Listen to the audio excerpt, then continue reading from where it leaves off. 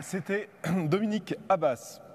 Je vous propose maintenant d'écouter Rose Luman Saint-Jean qui va nous présenter un éloge de Toussaint Louverture.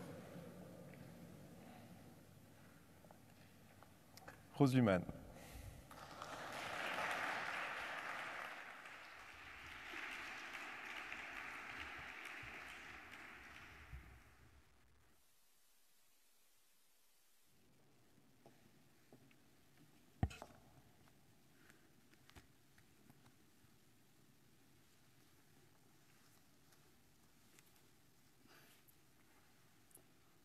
En me renversant, on a abattu à ces domaines que le tronc de l'arbre de la liberté.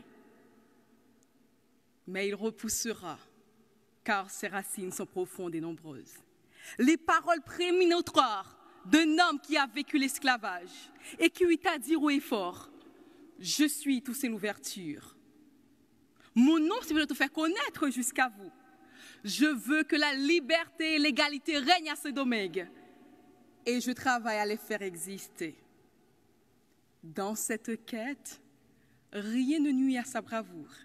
Il est passé de l'armée française, l'armée espagnole, l'armée indigène.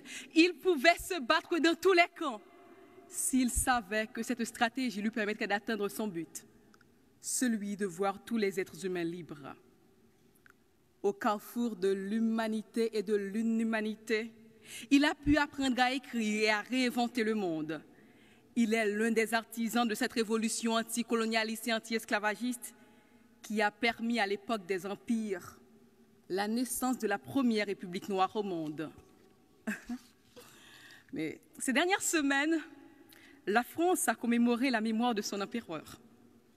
Elle a aussi inauguré un jardin en honneur de Toussaint Louverture, où il est écrit « Général français ».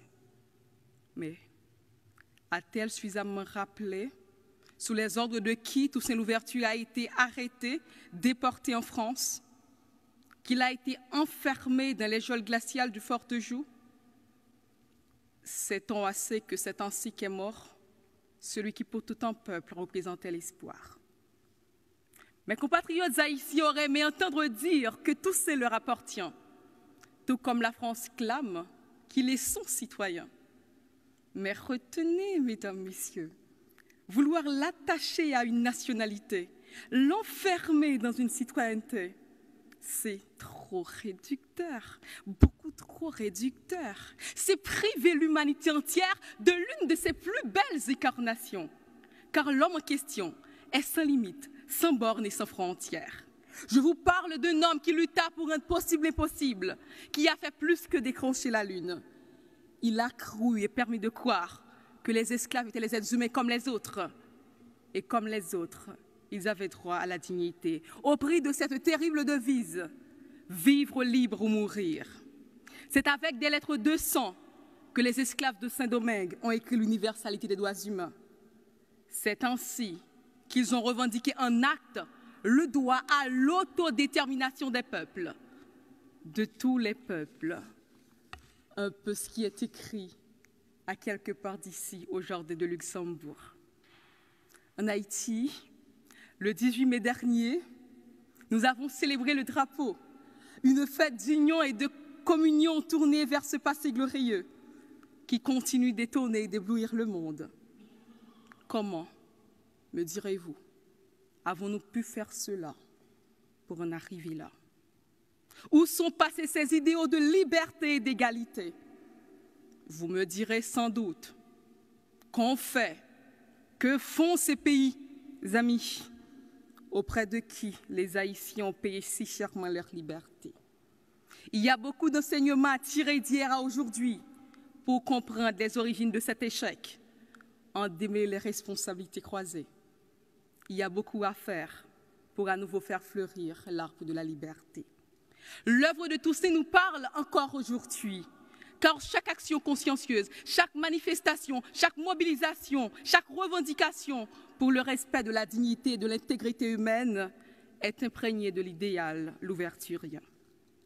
Toussaint Louverture n'est pas seulement une part d'un peuple en particulier, mais du monde entier.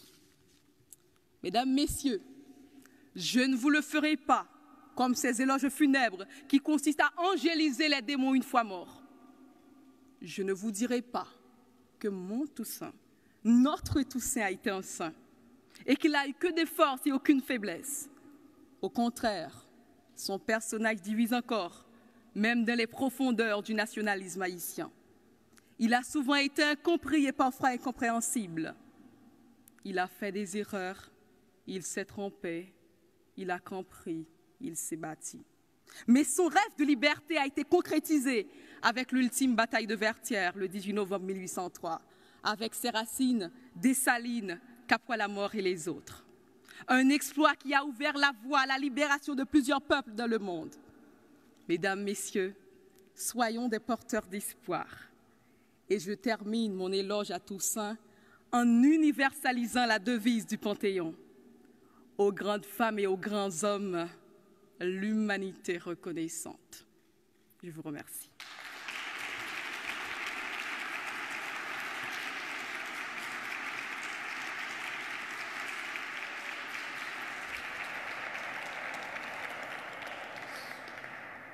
C'était Rose Luman Saint-Jean. Je vous propose maintenant d'écouter